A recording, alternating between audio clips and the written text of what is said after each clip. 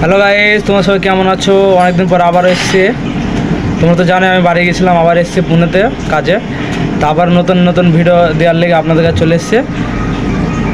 আর আমাকে বেশি বেশি সাপোর্ট করবা আর আমার পাশে থাকবে। চলো বেশি বড় বড় লাভ নেই, ভিডিওটা চালু করা যাক। তো এখন খাবি লাউ আর খাবো কাঁচা মরিচ আছে, এগুলো খাবো। ফুল ভিডিও দেখবেন আর চ্যানেলটা সাবস্ক্রাইব করে দেবেন।